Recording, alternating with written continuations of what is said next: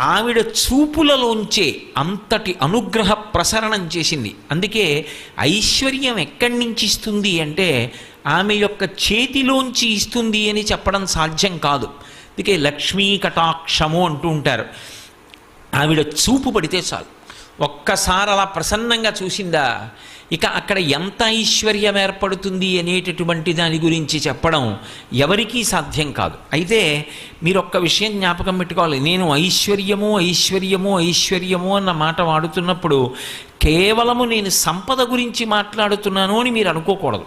కేవలం ధనం ఒక్కదాని గురించి నేను మాట్లాడటం లేదు. శ్రీ సూక్తం అలా మాట్లాడలేదు. కేవలం డబ్బొక్కటే లక్ష్మీదేవి ఇస్తుంది అని నిర్ధారణ చేయకూడదు. లక్ష్మి అంటే జీవితాన్ని పండించగలిగినటువంటి శక్తి.